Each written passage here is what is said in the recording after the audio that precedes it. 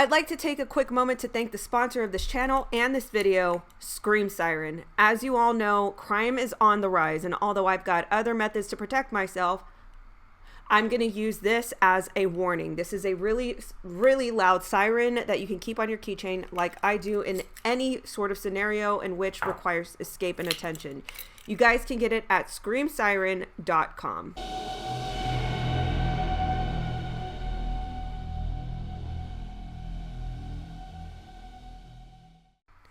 Muchachos y muchachas, welcome back, friends, to our fourth installment of the Chris Cornell series. We did episode 1 through 3, and there were various details that we explored, and you guys should actually go check out those videos first before this one. Lots of stuff and conflicts to unpack, and it's no different in this one. So in this video, we're going to explore the 911 call, some conflicts also found in that, and, you know, some non-reporting with official reports. And then Vicky Cornell gets really busy with lawsuits after the fact. Without further ado, let's get straight into it.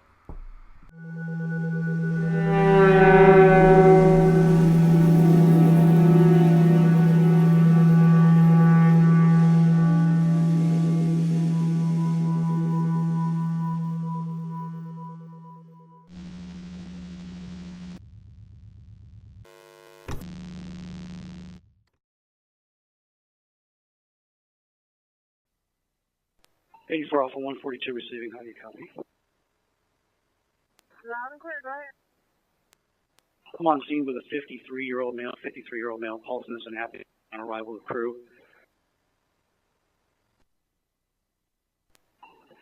Unknown downtime, found by roommate in a hotel at MGM.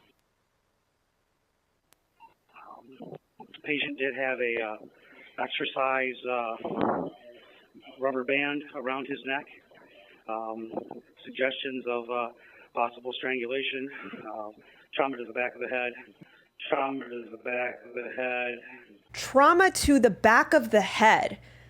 You guys hear it. This was mentioned to the EMT that there was trauma to the back of the head, yet on the autopsy report, none of this was reported in the initial findings.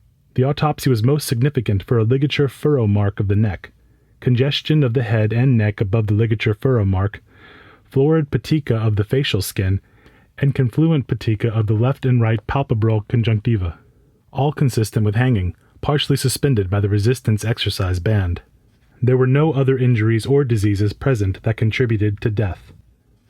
There were no other injuries or diseases present that contributed to death. This is curious because there is footage of the last concert with Chris performing and a capture from a certain angle where it shows possible hair loss on Chris's head. The reason for the hair loss is not really explained. However, even if this detail was forgotten or overlooked, one would have to wonder why the patches of hair being missing from the head weren't noted. We also would have to wonder if there was an intended effort to keep us deflected away from this area of his head. Whether or not the trauma to the back of the head, according to the EMT, and the hair loss was related or not, they could have been unrelated. Who knows? But the fact that none of this was noted or documented must provoke us to question. History of depression. History of depression? How did the EMT know that? At that certain point of time, did Martin Kirsten tell him? Patient is cool to the touch in all areas at this time. Pulse has been on scene over 30 minutes time. Patient cool to the touch. This part is huge. Let's take a look back at the police report. It states, Detroit officer toll-free, bodyguard for rock band Soundgarden, who states he was in above hotel room with victim at 11:30 p.m. on May 17, 2017, trying to fix victim's computer, which was not working at that time. Pro fixed computer and then gave victim 2 sleeping pills, in which victim takes for anxiety. Pro left room and went to his room 2 doors down. Pro received a call from victim's wife at 12:15 a.m. on May 18, 2017, Nikki Cornell, who stated she talked to her husband at 11:35 p.m. on May 17, 2017, who stated to wife that he was groggy and just kept saying, "I am just tired," and hung up the phone. Victim's wife asked Pro to go to room. Pro went to victim's room at 12:15 a.m. Some notes, at 11:35 is when Vicky last spoke to Chris. There was then a 45-minute gap until Vicky communicated with Martin Kirsten when he could actually get into Chris's room at 12:15 a.m. Having these timelines refresh our memories, let's revisit the EMT statement. He said that Chris was cool to touch. According to the forensic assessments in post-mortem temperature, it is noted that the body temperature drops approximately 1.5 to 2 degrees per hour. We would have to imagine if Chris were to take his own life. Now, this is triggering a thought process, so please be warned. But if Chris were to take his own life, you would have to think that there was an allotted amount of time to at least set up for his method of. And also, if there were any moments given to himself to self-grieve before committing the acts, giving and allotting some time to himself. Because if Chris Cornell were cool to touch at the EMT's assessment made at 1:30 a.m., his temperature would have only dropped 1.5 to 2 degrees. If at the time of his was closer to the time that Martin Kirsten made it into the room. However, if he was cool to touch, then his death would have been directly after he got off the phone with Vicky. Remember, the timeline is already very tight, and he would have had to set up his hanging contraption and commit the act very quickly. Does the latter idea make sense? I would say no. An additional elaboration. Why aren't there any indications of hotel staff interviews or statements? This is an extremely important thing to point out. The IT is named in a statement. Who answered that call? Is there a log and a timestamp to that? Did they ever send anyone? If so, who is that person? Did they ever have contact with Chris? Security? Did they ever respond, even if in tardiness? Were they the ones assisting in the performing of CPR? Did they admit to not letting Martin Kirsten in the room? Like what? The hotel staff were actually the ones to call 911. How did they know someone is getting Chris down from the door? I don't like this investigation. For such a high-profile music legend, you would imagine we would have more diligent details and data. But this is what we were left with details that are just don't make sense. Now, post-tragedy, there were a few legal occurrences.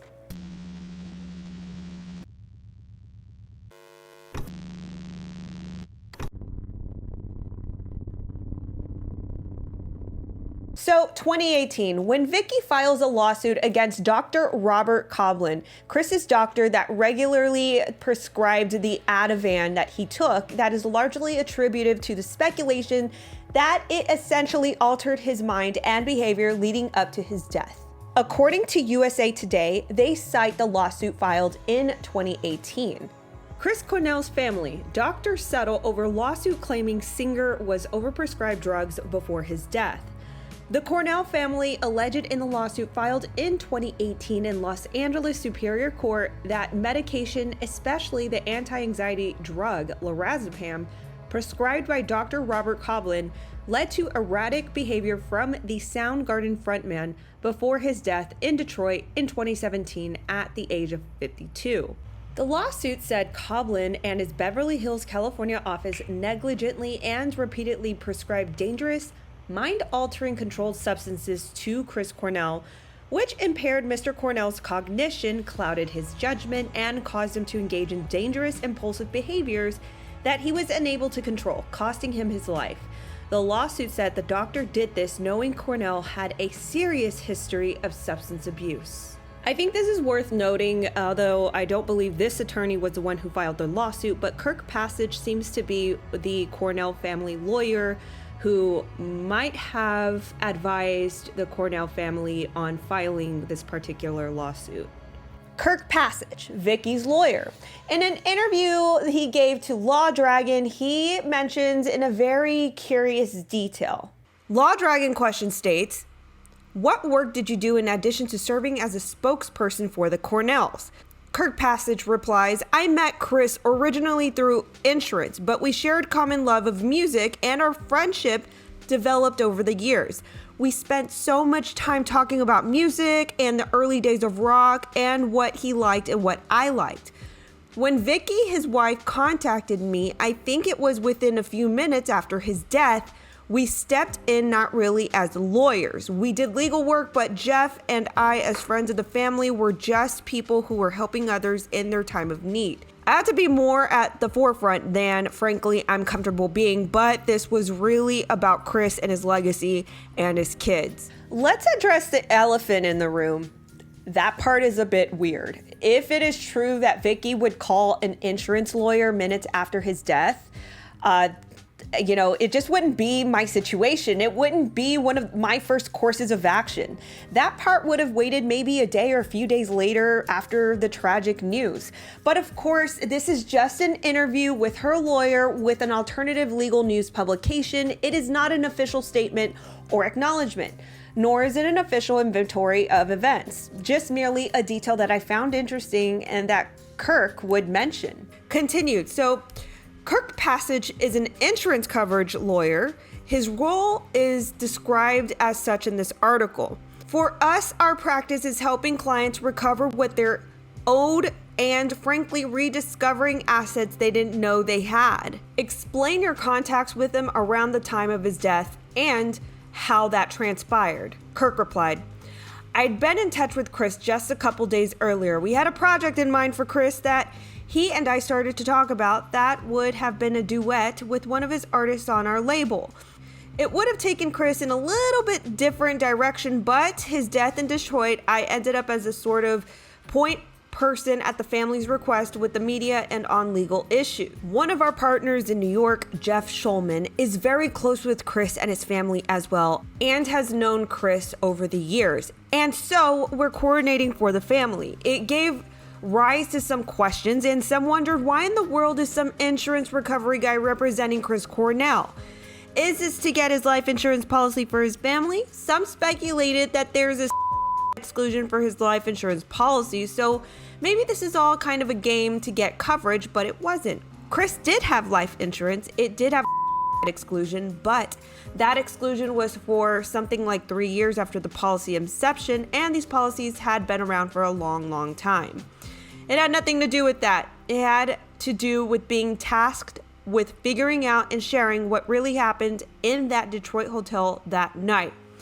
That's what the family asked us to do, and there was a lot of speculation out there in the media, on social media, things that were just wrong. It was important to protect the privacy of his wife and his 3 children. I ended up being the primary spokesperson. I wasn't the only spokesperson, but ended up doing a lot of the talking. To this day, I think a lot of people still wonder, how is this that somebody who specializes in insurance ended up working and speaking on the behalf of the family and one of rock's icons? But I've been involved in music and working in artists for several decades now.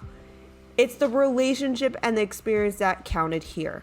Law Dragon asks, what steps did you take to get more information? And this is pertaining to Chris Cornell's death. Kirk replied, we retained 2 of the country's leading experts, a toxicologist and a pathologist, to do an independent review of the medical reports, not to come to a preordained conclusion. We didn't say, hey, we want you to see if you can confirm X. We said, we have unanswered questions. We don't think the medical examiner was looking at the question of impact of the drugs that the toxicology report identifies on Chris's mental state or his physical state. We want you to look and tell us, what do you think? Just give us your independent opinion. We now have those reports, and they confirm that there was a combination of drugs in Chris's system that would have impaired his mental judgment, his mental capacity, and his physical capacity. If Chris Cornell took his life, And there are still questions as to whether it may have been accidental. It was not with his normal judgment, his normal mental facilities, or even his normal physical facilities. When one looks at the concert tape that night, you can see that Chris Cornell that's performing there is not Chris Cornell that people knew. He was slurring his words, he was forgetting lyrics, he had a loss of balance, he was stumbling. All of these things were not Chris Cornell. We know he took some Ativan, and we know from the toxicology report he had other drugs in his system, apparently ingested likely after the concert, so that people saw at the concert was exacerbated by what was taken after it. I showed you guys a clip of Chris having a dialogue with the audience. As well as we all saw, he didn't seem to show differential signs of distress or him being incapacitated in any way. So it looks to be that the mainstream narrative seems to be regurgitated in the interview by Kirk. And of course, this is how I see it in my opinion. In a way, Kirk says a lot without saying too much. It would be nice for them to also publish the secondary opinion and examination, the toxicology report, the pathology report. I would personally want them to publish it because we would all have confirmation that this actually happened, and this is not just talk. But hypothetically, if this was a second opinion and it was performed, an assessment on Chris Cornell, then this does showcase that there was an avid concern in the family side as well. I mentioned the lawsuit Vicki filed against Chris Cornell's doctor for malpractice, but the legal roller coaster didn't stop there. There were some heavy banter between her and the rest of Soundgarden after Chris Cornell's passing.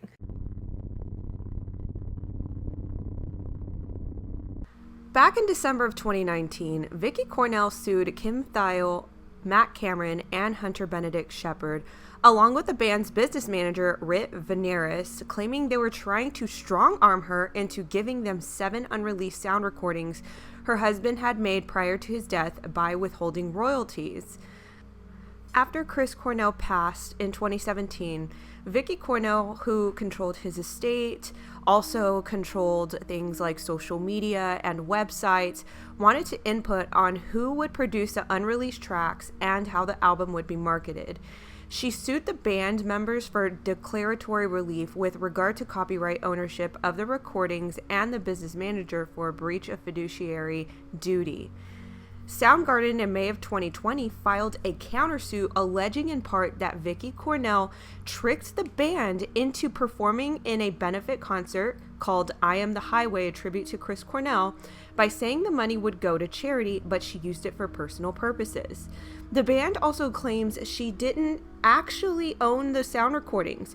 She just had a physical possession of them because the band returned Cornell's property back to her, including his laptop, and that she had been running the band's social media sites without permission and refused to turn them over.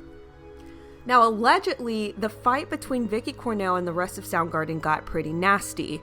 Of course, you guys are going to learn a little bit further in this video how I feel about TMZ and their exclusivity with obtaining particular statements, quotes, and details, things like this. And they were one of the only ones to report this. So Chris Cornell's widow, Vicki, actually was reportedly threatening members of her late husband's band. Those are not my words, those are TMZ's words, and accused them of making a fortune off of Chris's back, then viciously attacking her and her kids and screwing them out of what is rightly theirs. That is what they have to say. Now, TMZ also regards Marty Singer, who was the attorney at the time that represented Vicki, or her lawyer rather, and they obtained an exclusive statement from Marty Singer, which, by the way, TMZ regards this lawyer as a pit bull lawyer in various articles with various lawsuits, including A-listers, and the statement said that the allegations against Vicki Cornell are, quote, mean-spirited drivel, and they browbeat her into giving up the rights to her late husband's copyrighted works, and they enlisted cyber stalkers and trolls to harass not only Vicki but her kids. The letter ends with the threat of malicious prosecution lawsuit against not only the band members, but their lawyer as well. That is, unless they would have dropped the countersuit against Vicky Cornell. And the statements seemed to have continued. At least this is reflected on social media. First on Chris Cornell's Instagram account, in which it was allegedly ran by Vicky Cornell at that time, where it was posted to his stories a statement by Marty Singer where it read, "Soundgarden solely wants a social media account in order to maliciously defame Miss Cornell, provoke her online stalkers, as Matt Cameron has done continuously, and to instigate other parties to harass Miss Cornell and her minor children. Moreover, while they now claim a sense of urgency, Soundgarden's claim are still repackaging of the claims they filed in the Florida court in May of 2020. Marty Singer." And what Marty Singer, the lawyer for Vicky Cornell, seems to be referring to is Matt Cameron being very vocal on social media, more so on Instagram, where he would comment himself under Soundgarden posts in which, again, the allegation is that they had no control over their own Instagram account, as well as replying back to fans, sort of confirming the suspicions of the non-control they had over their account and how the power over, the latter portions of the Soundgarden business seemed to be controlled by Vicky. So back to it, with the alleged claims of Soundgarden accusing Vicky Cornell of misappropriating the charitable donation funds. In January of 2019, the benefit concert, which was hosted by Jimmy Kimmel and featured performances by artists such as Miley Cyrus, Adam Levine, and Metallica, they raised more than $1.3 million, which was donated to the 𝘱𝘊𝘍𝘍𝘬𝘋𝑗𝑒𝑙𝑎 Bullosa Medical Research Foundation and the Chris and Vicky Cornell Foundation. Marty Singer, Vicky Cornell's lawyer, ultimately served Soundgarden with a motion for sanctions, and the band members dropped the claims. I'm not quite sure about the timing of all this, but Vicky Cornell did take to her Instagram stories to post line-by-line financial statements showing where the funds got allocated to, and I am going to assume this is around the same time that the claims were actually dropped against her. She even tagged Matt Cameron and Hunter and Kim Thayil, and in which she comments on one of the screenshots saying 3.3% of revenue went towards overhead. I mentioned earlier that Vicky Cornell had control over the website and social media accounts. Later down the line, it comes to be that they reached a temporary agreement to transfer the account ownership and abilities to control the accounts back to Soundgarden members. And this is one of the release statements announcing that. And the legal matters continue to touch other parties. Alongside these legal activities, it seemed that there were some domestic affairs that were also falling apart. Read here in a headline, Vicky files to dismiss ex-wife's child support lawsuit. So since we're on topic and within the theme of lawsuits, claims, and rebuttals, I thought that this would be worth mentioning. And this is actually filed by Susan Silver against Vicky Cornell. It was a claim in which it alleges that Vicky Cornell was not keeping up with her end of the bargain with paying child support, as Susan Silver's daughter, Lily Cornell, required money for school. And there was actually a motion to dismiss Susan Silver's case against Vicky Cornell by Vicky Cornell. And in an email statement, her attorney, Vicky Cornell's attorney, stated this: Vicky Cornell, the personal representative of Christopher Cornell estate appointed by her late husband, has filed a motion to dismiss the inappropriate and frivolous claim filed by Susan Silver. Vicky has paid every penny of child support, including all high school and college tuition, educational expenses, and health care. So the claim was that, Vicky Cornell was not upholding her agreement to pay $5,000 a month in child support and educational costs, including tuition. And In court documents obtained by The Blast, Vicki Cornell called the lawsuit a publicity stunt and a smear campaign. Vicki's attorney continued to say that Vicki had allegedly overpaid the tuition by paying for the last semester of Lily's college, adding that she made these payments even though she may not be required to pay the expenses under Washington law. There were a lot of other social banters and arguments happening behind the scenes, but for the sake of keeping us focused, I will save that for another video.